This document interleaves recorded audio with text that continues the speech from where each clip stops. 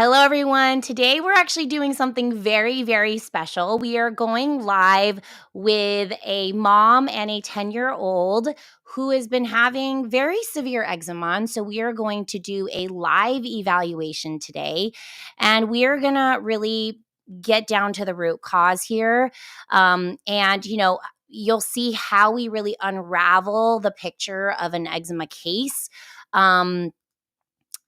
Especially when you're so used to conventional medicine, not really being able to tell your story, not really being able to really get down to the bottom of things.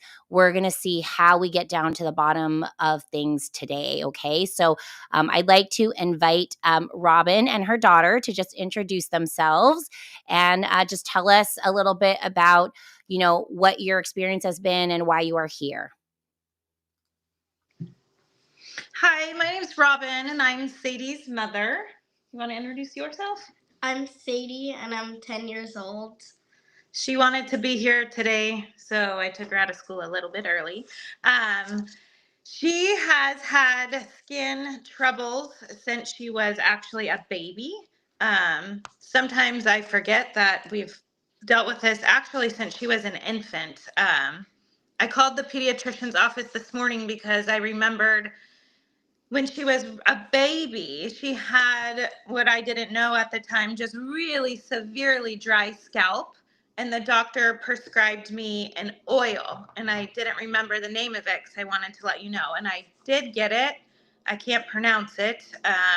But we started, since she was an infant, using a steroid oil on her scalp.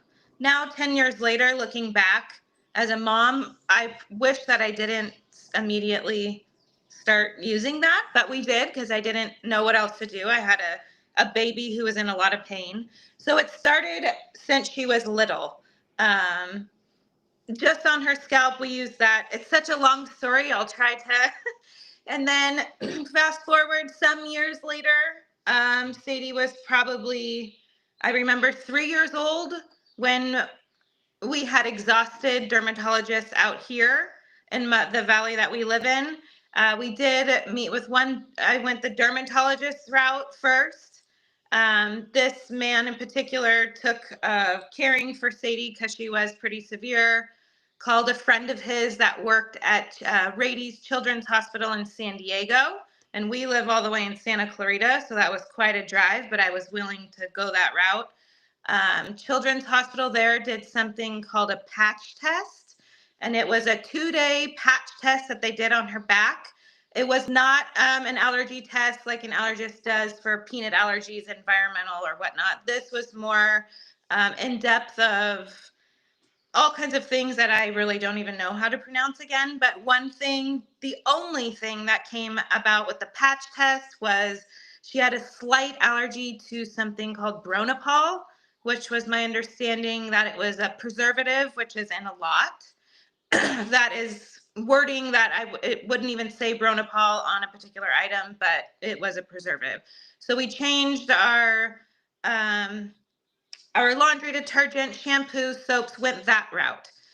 Nothing came about that. She still had eczema.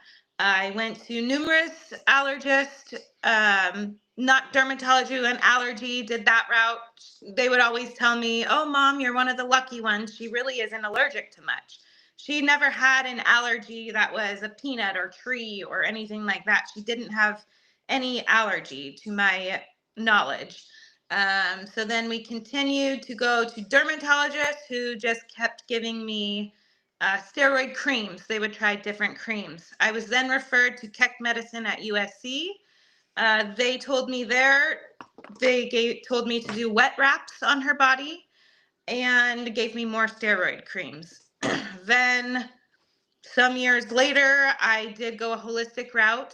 That lady did a hair sample. She never did any labs on her, but we did a hair sample to find out food sensitivities.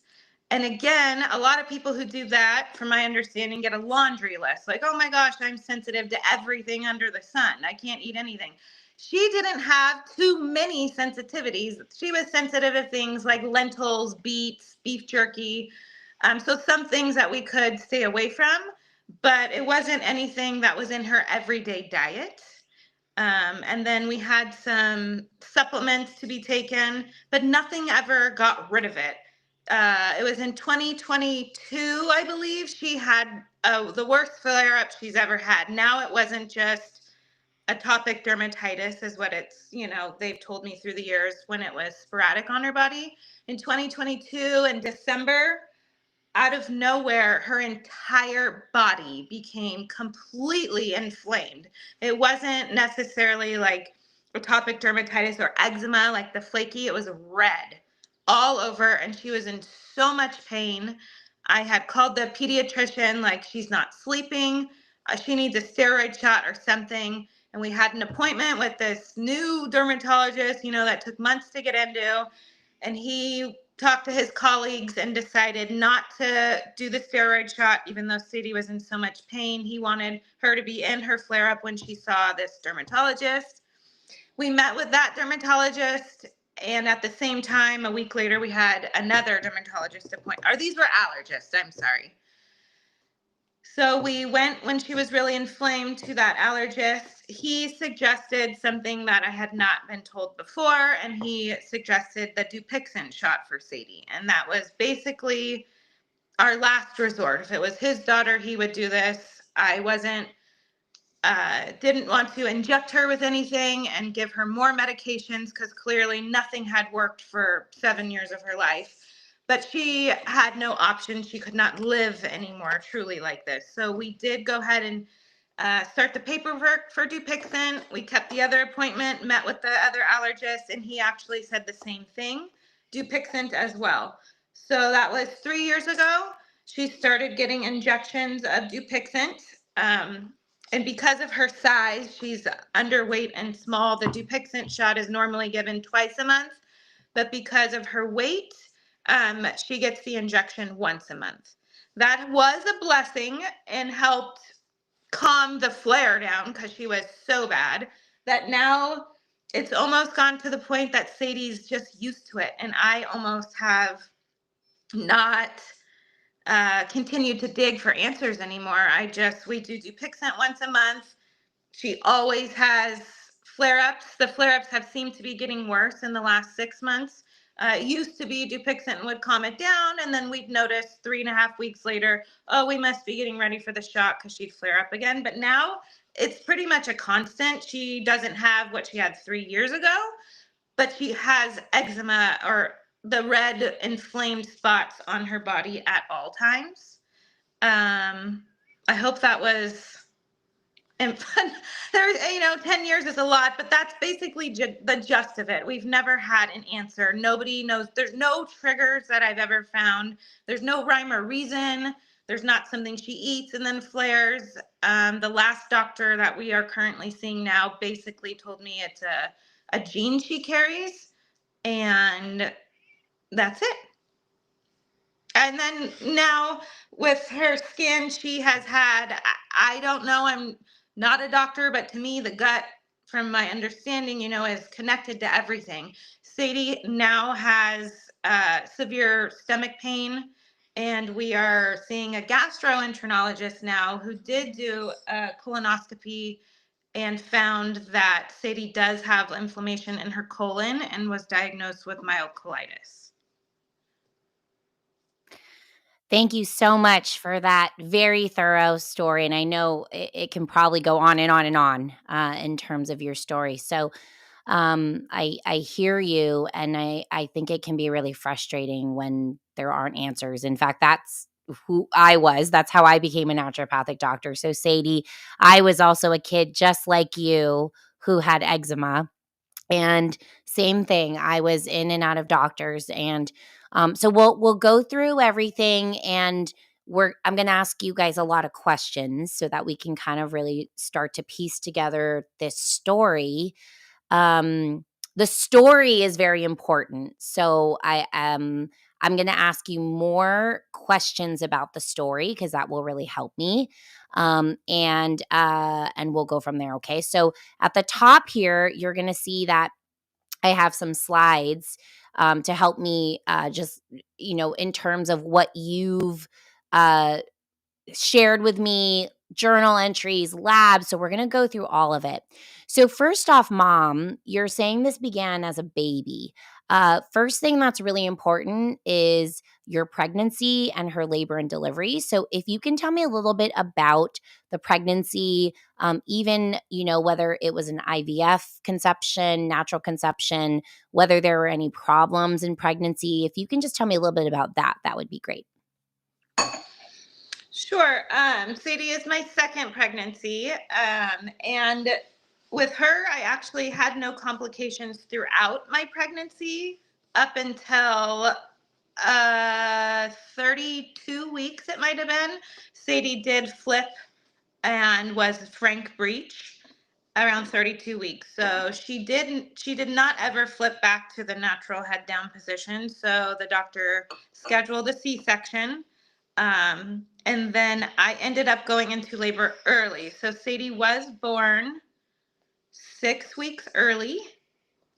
Maybe not 6 weeks. She was born a little bit early and she was a little underweight. Well, my other baby was 8.5 pounds. Sadie was 6'3". So she was a small baby, but born cesarean, didn't have any complications after that. I breastfed her for 6 months.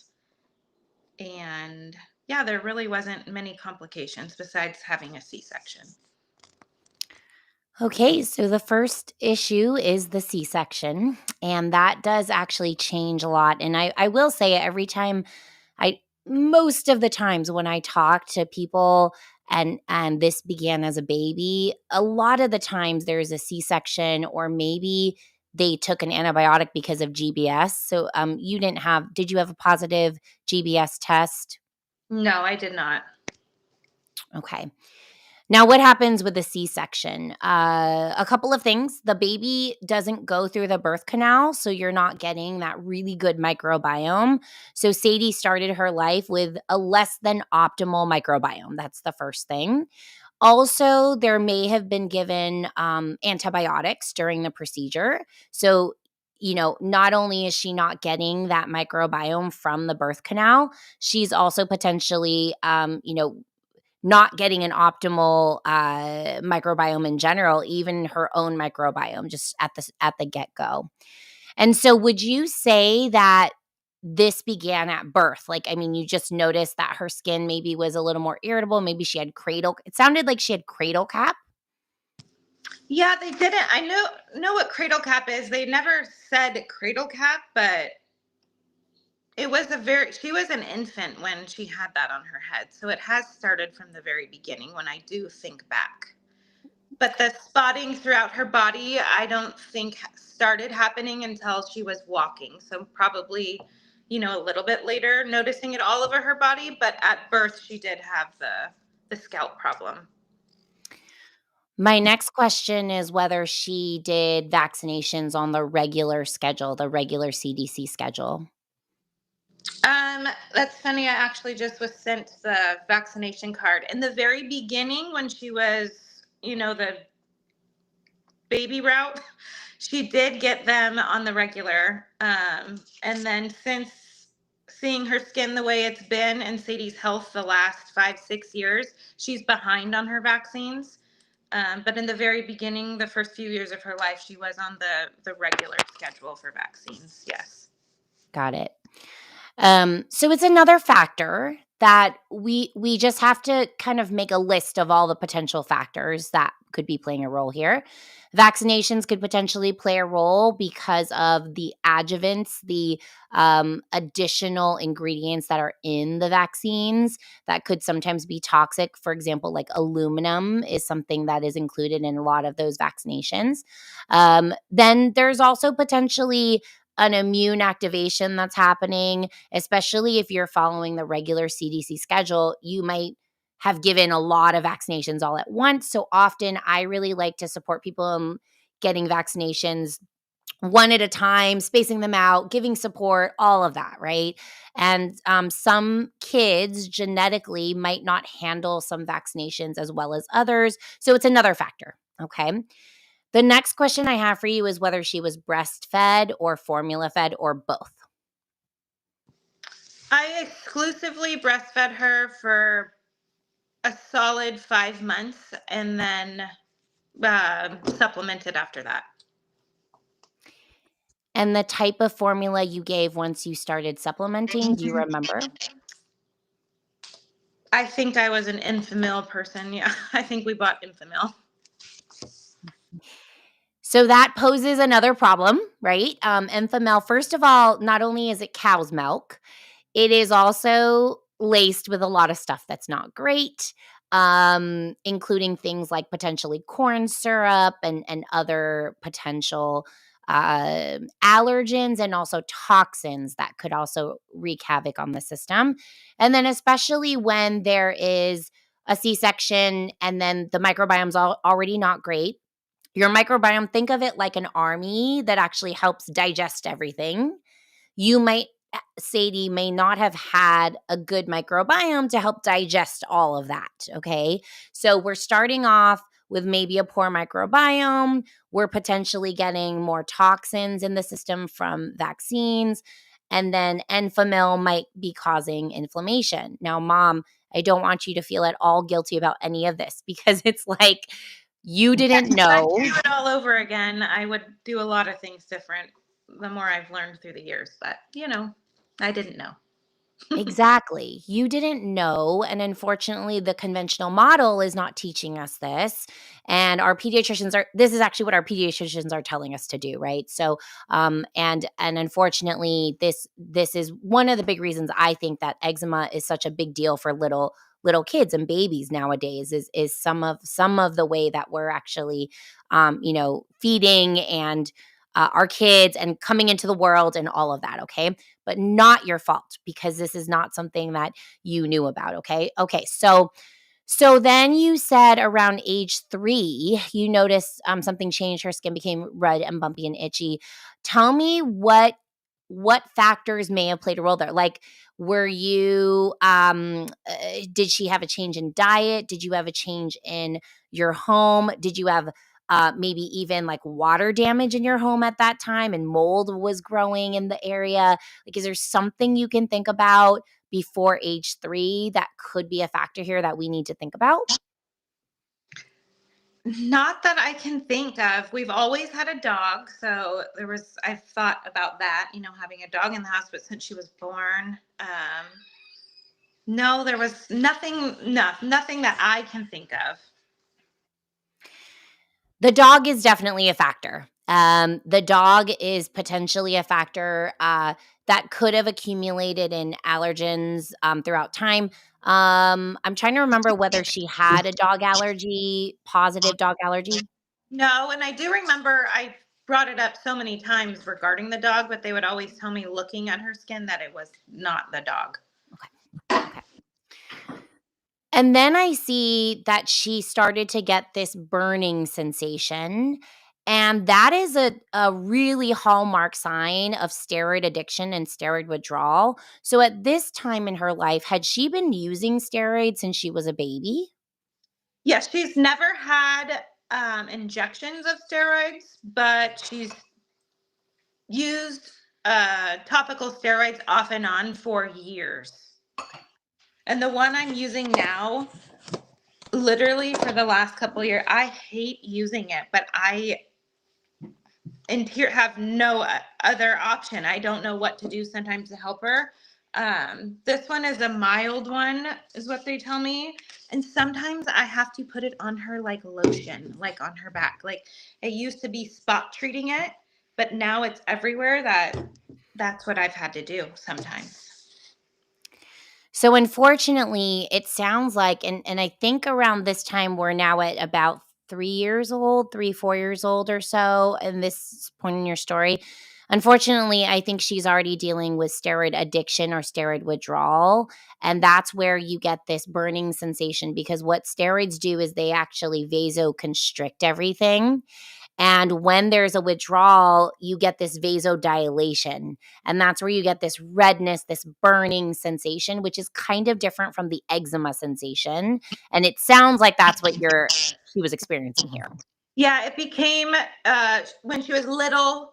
she would itch, until she bled. So I would have these special bodysuits at night that we put on so she wouldn't itch. But yes, then it became, now to this day, it stings and burns that we put ice packs on her body to help the pain. It's not so much an itchy anymore. It's a, a stinging pain. And a lot of times it's when she gets out of a shower. Even if it's not hot water, she still stings and burns. But it does still get itchy sometimes when it gets dry. And you're still using the topical steroids now, Mom? I am, but I don't use it that much anymore. And the dermatologist or the allergist has told me, you need to use it every day. It's like a smoldering, fire. You've got to keep using it till it's all the way out, not spot treat it. And I have been guilty of just treating it because I hate using it on her every day of her life. Okay, so then we've got her on Dupixent, and this is a very common thing that will happen, that you'll get TSW, TSA, topical steroid addiction or withdrawal, and then redness, burning, and I mean, it's literally, and Sadie, I know how this feels because I went through this too, but it kind of feels like it's so hard to live in your skin. And at this point is when the conventional docs usually recommend Dupixent. And Dupixent can work in lowering that feeling, but it's not going to take care of it. It sounds like that's where you are now, where there's still a little bit of itchiness, but definitely it doesn't look like it maybe did before. We're going to look at some pictures too, because I do see that her body's red all over in some of these pictures that you sent from before. Dupixent, is really, none of these things are answers, and Dupixent does have some side effects. So I just wanted to ask, are her eyes okay? Does she have any eye issues? That's a common one. No, I know that's a definite common one. She doesn't have any vision issues, but she still gets very like red around her eyes, and then the redness goes away and then turns to flaky. Okay. So let's move on in the story. You say she's been given tons of steroid creams without ever knowing why this happens. You don't know of any triggers or allergies. And then now we're dealing with also constipation, it sounds like, colitis, and her stomach is hurting every single day. So now let's move on to her gut a little bit. If you can just tell me a little bit about how her gut's doing. Yeah, it's been a little over a year since we started focusing more on the gut and left the skin behind because now we had another issue. She, about a year ago, was complaining of her stomach hurting quite a bit. And I didn't think it was anything serious, but it became pretty constant. So I did take her to the pediatrician. I think the first thing they put her on was an antacid. It didn't do a lot. Kind of trying to remember. And then I feel like we went a couple more times because it still was not going away. And then he finally ordered an x-ray of her abdomen. The x-ray showed that she was severely constipated, which again, mom guilt. I felt terrible. She was going number 2 every day. So I didn't think she was constipated, but the x-ray showed that she was severely constipated. So we started her on Miralax then. The Miralax did help. It didn't, as much Miralax as she takes, I would explode as myself. But for her, she could take Miralax and it just gives her just a regular poop. She had to take it quite a bit for her poop to start moving smoothly. And then again, I just hate giving her things all the time. That once she started going to the bathroom regularly, I kind of backed off on the Miralax because I didn't want to give it to her every day. I'd rather know why she's constipated. But anyway, so we kind of went off and on through the Miralax in the last year. When she would tell me she felt constipated, or I actually look at her poop quite a bit now. That when it was becoming hard, then I would give her Miralax so it wasn't consistent. And then the pain started getting bad. She had a sensation of wanting to throw up all the time. So we were referred to a gastro. He did a stool sample and such in labs looking for H. pylori or parasites, and everything came back negative. We got a second opinion, and this doctor also suggested Prilosec as well as Miralax on a daily basis. And even with that, she was still uncomfortable. We went ahead just 2 weeks ago and did the colonoscopy and endoscopy. The doctor took multiple biopsies, and the biopsy did come back with the inflammation in the colon and mild colitis. Um, I know you mentioned in your story that you did work with a holistic doctor or practitioner. Did that holistic doctor give any kind of gut healing, probiotics, or anything like that? We did have a couple. She gave her anxiety drops because that's another thing that maybe is causing constipation and all that, as well as like a mucosal something for the gut lining. But no gut tests were done in terms of gut function, gut inflammation, leaky gut, those types of things. Not through the holistic doctor, no. Okay. She hooked her up to a bioenergetic testing, and that the only thing that came out on that was constipation and anxiety. Okay. Okay, and all holistic doctors kind of do things differently. So I'll kind of, we'll kind of break things down and evaluate things today, and you'll see how it's a little different in terms of what we might be looking at. So, okay, so let's look at some of these pictures now. This picture and looks like her body is red all over, inflamed, and this might be the time she was a little burny. Is that right? Yeah, she still gets burny, but this was around that year where she had the worst flare up she's ever had, which was in 2022, I think. This looks like TSW. So it looks red all over. It looks like she's vasodilating and looks quite uncomfortable. Even on her back, we see this. Now, some other things here that we do see, we see kind of little circular type Gets eruptions. circular a lot, like even now on her body. I don't know what that is. It's like red circular. Yeah. Often those little red circles can mean it's a microbiome issue. And we could be dealing with yeast, we could be dealing with bacteria. And often when we see this kind of circular type of eruption, we want to hunt in that department for microbiome. And it's not only the microbiome of the skin, but the microbiome of the gut as well too. Okay, so looking at these pictures, and then, of course, very, very commonly in the folds as well. And we got around the eyes and around the mouth. Now, this And that was presentation, just taken 3 days ago. this is very common. This eye and mouth presentation, I find when someone's on Dupixent. So if you actually go to my website, you'll see a lot of people who have this kind of like raccoony, like, around the eyes, around the mouth. I do find that that's common where everything else in the body, or a lot of the parts of the body will actually clear up, but then it's around the mouth, around the eyes when someone's on Dupixent. And often, I notice about 2 to 3 years in is when the Dupixent stops doing the thing that it was doing. So I notice with a lot of the people who come to me, they're on Dupixent. It's been 2, 3 years. All of a sudden, like, it's really coming back on their face, around mouth and eyes. Yeah, that's where we're at right now, about 3 years. Yeah, that makes a lot of sense then. Um, Okay, and this has been daily. So now we're actually looking at something where she's still on Dupixent, and yet she's still got this redness all over her legs. That was just taken a couple weeks ago. Got it. And Okay. that's when she gets out of the shower. It's always on her legs, but it becomes more red when she gets out of a shower. Okay, so quick question about that. Do you have a water filter on your shower? We do not. Okay.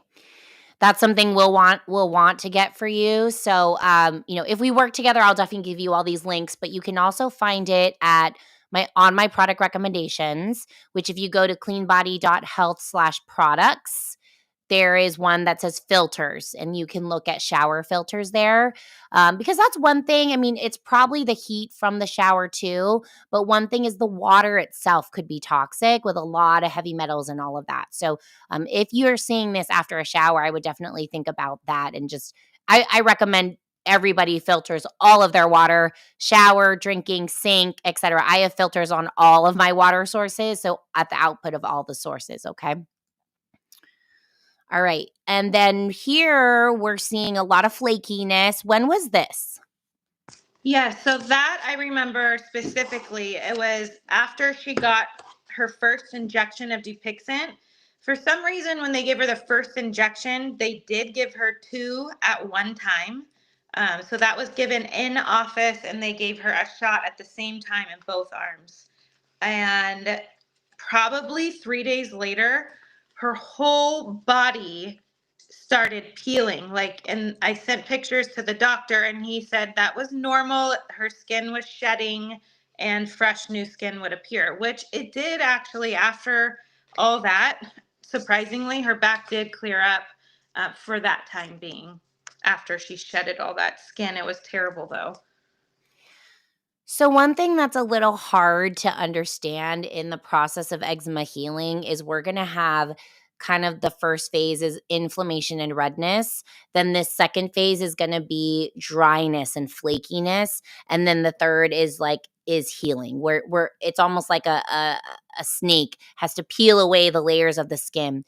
So what Dupixent did was it actually lowered that immune response, lowered that inflammation, and then what happens is the body starts to heal it by drying out that skin, flaking off, and then you get new skin. So it's just that Dupixent did that very quickly. That's why you saw that in such a quick sense. When I'm working with people and we're watching things get better, it'll be a little slower, over, let's say, the course of 1 to 3 months instead, just because we're now asking the body to do this on its own.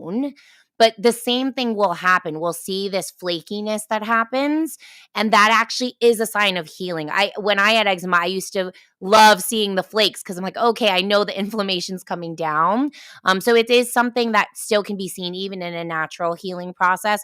But as a mother, and even as the person going through it, it can be like, what's going on here? All these flakes are coming out. So okay, so that makes sense in terms of that flakiness. And so now we're looking at legs with the little circular eruptions. Is this more recent? No, that was around, those pictures were at that same time you showed the picture of her chest being white and red all over. That was around the same time. So she was head to toe like that. Okay, so this might be a time frame when she was kind of going through that TSW. Now, I still think she's actually going through the TSW now. It's just that the Dupixent is actually silencing a lot of what's happening there, more than likely. Okay. All right. So one thing that I really like to see are poops. And actually, if we do work together, I'll actually ask you for literal pictures of her poop. But you're saying they're sausage shaped and lumpy. Yeah, And they're this is hard and lumpy right now. I'm starting the Miralax again because now we're starting medications for the colitis, and she wants her to be on the Miralax every single day. So I'm starting that again. But since the colonoscopy clean out, which was so hard on her little body, I wasn't giving her Miralax after that. And now her poops have become short and hard and lumpy. okay. So the problem with Miralax, if you actually look at the bottle, it says you should not use it for longer than something like 7 to 10 days straight. And unfortunately, in our conventional model, there aren't answers beyond, hey, let's give a laxative. But the real issue that could be happening is the microbiome is just not healthy enough. And therefore, our microbiome helps us to poop every day. We want to look at the water intake. Hopefully she's drinking enough water. An optimal amount of water would be about half her weight in ounces of water daily. Okay. And she needs to be eating a lot of fiber. So a lot of vegetables and a lot of really good fiber. are some of the things we want to look at for poops. Now, the problem with taking Miralax for so long is that sometimes the natural peristalsis of the gut doesn't work anymore. And so that makes it harder for the gut to poop on its own. So I do really usually recommend, okay, let's be very sparse about any laxatives we use. And so what we would try to do together is really, okay, understand the function of the gut. Like, how do we actually get the function working without just using a laxative, which is basically just bringing water into the gut to just flush everything out. Okay. Okay, let's talk a little bit about diet. So I see here that she had some bacon, and a gluten-free waffle and strawberries. So tell me a little bit. Are you trying to avoid gluten? Are you trying to avoid dairy? Tell me what you're trying to do with the diet. No, to be honest, Sadie is underweight. And at this point lately, anything she wants to eat, I say yes to because I just want her to gain weight. I mean, for the most part, my household we don't eat fast food on a regular basis or anything. So when I say eat whatever you want, that just means anytime you say you're hungry and want to eat, sure, go ahead. I never say no. I try to keep her on a balanced. I mean, she is an active dancer. She dances 6 days a week, and I just kind of give her what she wants. But like I said, we do eat generally pretty healthy around my house. So just giving you some comments on this food. I don't typically love pork as an option. It can be inflammatory, so something that we would think about together. Strawberries are high histamine, so we can think about that too. The gluten-free waffle, although it's gluten-free, can have components that are feeding the microbiome in a way that is feeding depending on what that's made of. So I did, but I mean, I've been active my whole life and pay very much attention to ingredient lists and everything. So I do try to purchase things it was a Simple Mills brand. So, I mean, the ingredients are just what I would make a waffle mix with anyways, the almond flour and such. But so I try to stay away from things that I do pay attention to the ingredients. At least I try. And I can really see that. And I'm just kind of commenting on things that we could consider. So, not necessarily saying you're doing a bad job. In fact, this is actually pretty healthy breakfast for a child her age. But almonds could be a problem. So there's a lot of questions that we need to answer. Like, is there a high histamine problem? We can actually do some testing for that. Do we want to avoid red meat because there are some proteins in red meat, including pork and cow and etc., that could actually be pro-inflammatory? Do we need to avoid nuts, even though I know you said it didn't come up on the testing, although I might want to recheck food sensitivity, food allergy. Or does she just need more vegetables? Like, are there not enough vegetables on this plate? So there's a lot of questions to ask, a lot of questions to answer. In general, this is actually a pretty healthy breakfast for a 10-year-old. But we need to just kind of think about several factors. And I think the hard part about nutrition is it's not just one factor. We actually have to think about like 10 factors that go into a diet, which is why with us, you'll work with a nutritionist who's on my team, and we'll kind of try to piece this together because it can be very confusing, very frustrating for parents because you don't know if you're doing a good job, are you doing a bad job, et cetera. Yeah, and now with being diagnosed with colitis, it's so much information and I am at a loss. The doctor did refer us to a nutritionist as well, but we couldn't get in until June. So besides Dr. Google, I don't know what to feed her to help her stomach feel better or to necessarily don't give her things that make colitis worse. So, yeah. What I will say too is the colitis is part of the picture. They're not separate, okay? They are together. And likely she's had an imbalance in her gut this whole time that she's had eczema. And now it's just to the point where it's so inflamed that now they're calling it colitis. but this whole time she's probably had a problem. I just wanted a doctor to help put all the pieces together, because to me it does feel like it all is connected somehow. I just need somebody to help me connect the dots on how to fix it. And what we would think about doing is kind of a very specialized diet for the colitis, for the microbiome, for the eczema in the very beginning. But later on, we expand her to just a normal, healthy diet, is what our goal would be.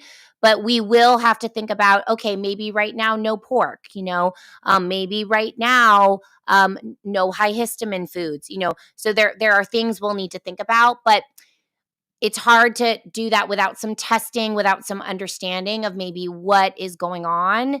And in terms of the colitis, I also see that she's really low in her percentile for weight and even height and even BMI. And there's something going on here where she's probably not absorbing her nutrients well. So we can test for this. We can test for what's called leaky gut or intestinal permeability. We can test for gut inflammation. And I know you did some testing here with the gastrointestinal doc. We would do a very, very, very comprehensive test, more testing than what we saw here. And we'll look through your tests in a second.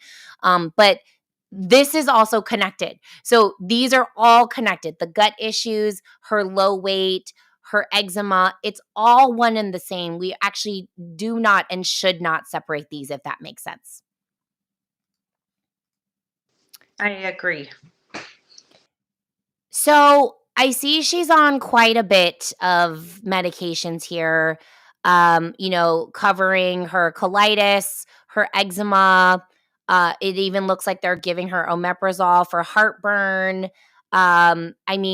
It's a lot of medications, and I don't know if she's on all these right now, but unfortunately, the conventional model is not to ask why, not to figure out why all this is happening, but throw medications at her and just silence everything that's going on.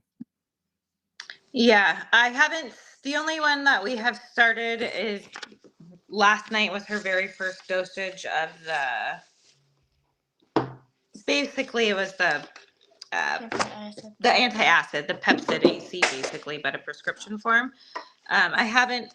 The pharmacy was out of the Pentasa, so I haven't started anything. She's not on any of those medications besides the Dupixent and then her first dosage of that. But do you think the Pentasa is needed to, at least in the very beginning, to help the inflammation that's in her colon? Or you can change that through diet and everything? Very good question. I feel that we have very good ways of taking the inflammation down naturally with natural herbs, with natural peptides and things like that, where we can actually heal that gut lining and lower the inflammation. And it can sometimes be, as effective, if not more effective than medications. So what I would say is if you are thinking about going down the route of naturopathic medicine, that and you decide that we want to work together, that maybe hold off on starting those if we can get you in very quickly. And then I will want to really think about diet. I think diet is actually potentially causing some of the inflammation. I want to think about her microbiome. How can we improve that already? Because that poor microbiome is probably causing a lot of the inflammation too. So they're not asking why, they're just turning it off. And I want to say, okay, let's address the likely reasons why and not just guess, but actually go ahead and get some testing so that we can really understand, what's actually going on. Dr. Fong, I do have a question. We have somewhere to be. I have to leave in like 25 minutes. Is this going to go longer than that? Oh, no, we'll be done in about 10. Awesome. Thank you. Okay. I don't want this to be rushed. I just was wondering so I could make plans otherwise if it needed to No go. problem. No problem. Absolutely. Okay, great. So other things that we need to pay attention to, I did see her liver. So I looked through all her labs. Her liver enzymes are slightly high. I like these to be a little bit lower, around 15 to 16 would be great. They're at 29 and 22 now. They are not too high. They're not outside of range necessarily, but they do indicate to me that her liver is maybe having a little bit of a burden that we want to pay attention to. I do see she has an allergy to peanuts, but I don't see that they did necessarily, I didn't see other allergies or sensitivities here, No, which you that may. was so interesting to me that we've been doing allergy tests for years and never once has a peanut allergy come up until this gastro doctor said it was very mild, but to stay away from peanuts, which I thought was very interesting. Okay. And then I also see that they ran like a very basic panel for gut pathogens. If we run a panel, we're doing a very, very, very comprehensive set of tests. And so, this is really kind of like 1/10 of the tests that we do, because this is only looking for bad bugs and it's actually not even looking for all of them. So we would run all the parasites, worms, tapeworms, etc. And then we also want to run all the good guys, all the good bacteria, because it's not just about does she have bad bacteria, it's about what are the good bacteria too, okay? So I know we have to kind of wrap up soon, so let me just kind of go through like how we would do everything. And we've kind of talked about some of the questions I would ask, but why does someone have eczema? Well, we live in a really toxic world. And I think for Sadie, she kind of entered this world with a less than optimal microbiome. She maybe got some toxicities potentially from the outside world, even the tap water, the vaccinations, etc. And then also the intake of the formula could have been another one that really caused inflammation in her gut. And so it looks like, as far as we have in terms of what we have, her gut is definitely not happy. It's burdened. And then her liver seems to also not be very happy too. Two of the most common organs that are a problem in eczema. And then now it looks like her funnel is just overflowing. And what happens when it overflows is eczema is the first sign that this funnel is overflowing. It's why so many of our babies have so much eczema nowadays. Our babies are screaming out, hey, there's a problem here. My microbiome isn't healthy. I'm overly toxic. And then from there, gut issues often emerge, and then hormonal issues, et cetera. And the list keeps going on and on and on. And so we need to nip this in the bud now before Sadie has more and more problems. That would really be the goal. So we're trying to understand those root causes, and we don't just want to deal with the symptoms, which are here, itchiness, dry skin. That's all that conventional medicine typically addresses. We need to actually ask why, okay? So true eczema healing is we reduce the symptoms naturally, and I like to use natural topicals, natural supplements to lower inflammation. It's very, very effective. And we have to address the root cause too. And what I will say is that conventional medicine is only doing that first one, reducing those symptoms, and not naturally. They're doing it in a way that actually harms the body, unfortunately. And I will say that there's a time and a place for conventional medicine. So when we are in an emergency situation, yes, let's use that to take us out of that emergency situation.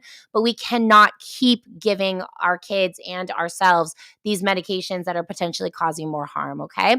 So right now we're doing part of that evaluation process. You did some great journaling. We want to also do some labs as well, and we really need to get to know you. So, there's a big difference between the way I look at labs and the way a conventional doc looks at labs. Even the reference ranges are different for me, just because I'm looking for optimal function. I'm not just looking for disease. So when I looked at her labs, I saw her liver enzymes for me are a little high, but for a regular doctor, they're normal. But functionally, that tells me her liver isn't very happy. And then we might do a comprehensive gut analysis where we're actually looking at a whole bunch of parasites.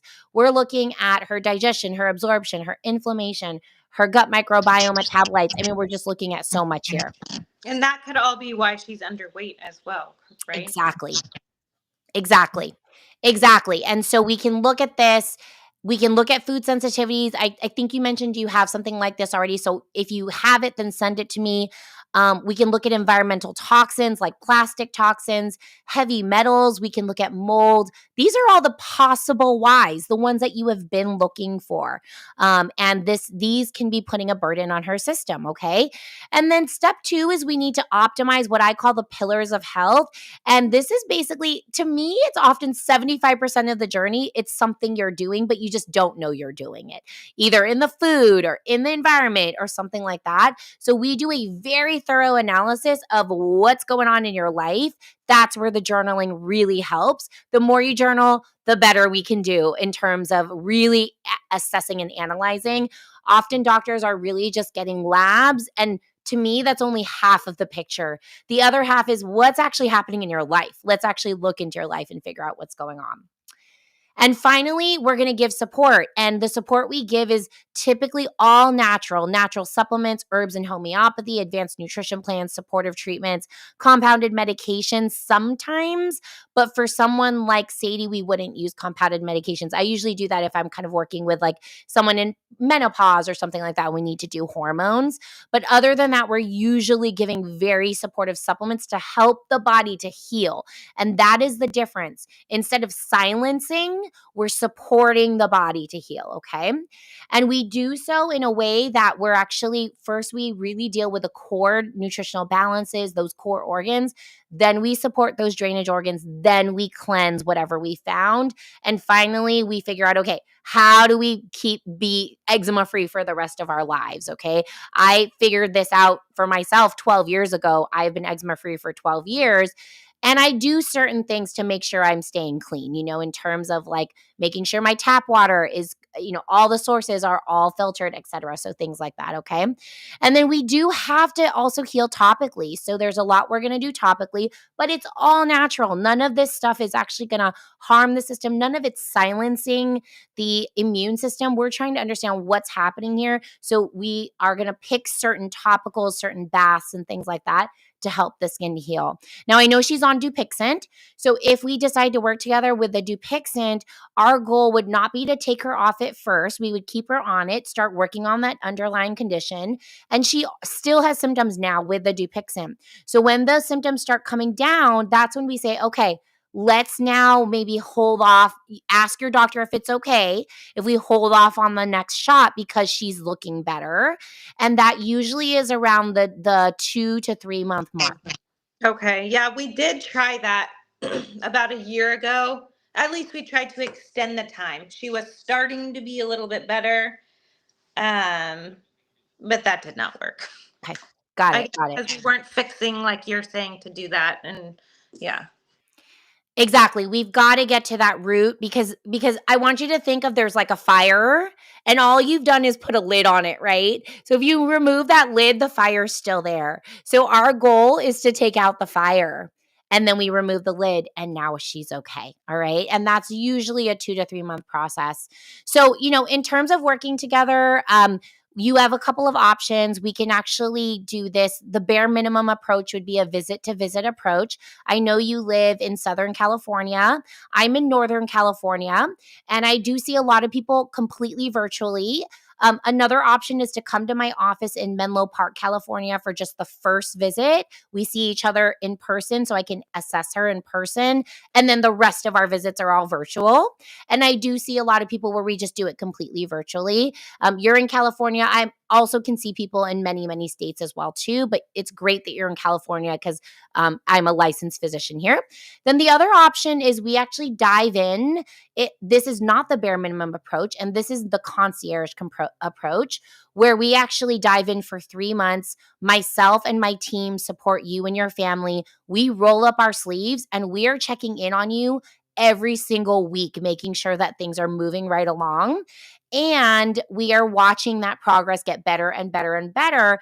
And because we are checking in every single week, we do offer a money back guarantee on this 3 month plan.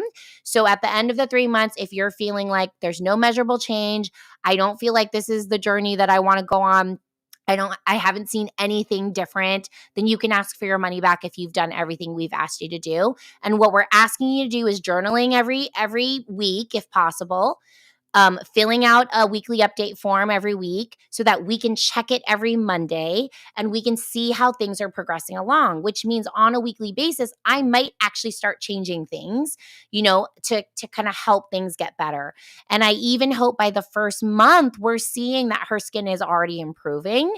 Then the second month is better. And the third month, that's why we can offer that money back guarantee, because we feel very strongly that if we're supporting you on a weekly basis, we'll see that change. And I can send that all to you outside of this. I'll send you a message and all of that, and the cost and everything. I'll send that to you because I know we have to head out soon. But that's basically everything in terms of how we might support you. So I'd love to answer any last questions before we head out. So go ahead. Any questions that you have? Not off the top of my head. This all, like I said, 2 days ago, we just got the diagnosis with the colitis. I have the new medication that I'm supposed to pick up. And then I saw your post for this. So I'm kind of spiritual. I feel like maybe this was a sign, and timing wise, like perfect, because I haven't started the colitis medication. So I think I have a lot to take in and think about and which direction I want to go. But I've always wanted to find the root cause and not give my daughter any more medications. I do not like the feeling of the list of medications that I just got from the doctor 2 days ago. So to see your posts, and my husband's been following you for a while, and he always sends me your stuff. Like, we've got to get Sadie up to Northern California. So I'm so grateful for meeting you today and going through all this. I would appreciate if you could send me the cost and all that information to discuss as a family.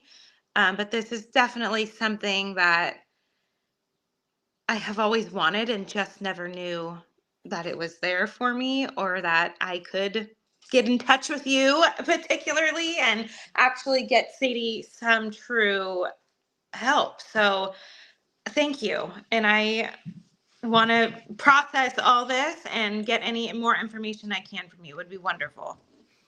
Absolutely. And once you talk to your husband, you guys might have a lot of questions. So we'll send you a message and you just respond back and just let us know what those questions are. And I would say it is a very interesting time to start this, because I would say the more medications you take, the harder it is to come off of them. The body starts to get used to it. And then we have to kind of not only go through the process of healing the stuff that's going on, but now we have to address getting off those medications too. So I think it is a very good time. Yeah, that's why timing wise, maybe all stars aligned and this was perfect timing, because it is a very big decision as a parent, like knowing the right thing to do to help her because she is so uncomfortable. But this might have been such a blessing at this exact moment. So thank you. Well, thank you so much for joining us and for taking the time out. Sadie, thank you so much for being here and for sharing your story. And, I hope to maybe talk to you guys soon. Okay. Thank you so much. Oh, all right. It looks like they headed out already. If you're here and you have any questions for me, please go ahead and type your questions. If you are interested in doing a live evaluation just like this, you can message me or comment, "I'm ready." And if you are interested in booking a one-on-one consultation, you can either message me and I'll send you the link. You can go to our website at cleanbody.health and use the code IG10 to get 10% off. And if you have any questions right now and you are on this call, again, I'd love to answer those for you. And I'll actually bring Robin, right? It looks like they came back. Okay, I wanted to say officially goodbye before we accidentally press goodbye. Well, thank you so much, Robin. Thank you, And I hope Sadie. to speak with you soon. Thank you. Okay, I will send that to you later today. Okay? Okay, thanks. Okay. All right. Bye. Bye. All right. So if you are here and you have any questions, you can go ahead and type into the chat now, and I'm happy to answer those for you. Otherwise, you can always reach out to me on YouTube, on Instagram, and you can even reach out to us at cleanbody.health, and I'm happy to answer any questions for you. Okay. All right. Thank you, everyone, for joining us today. And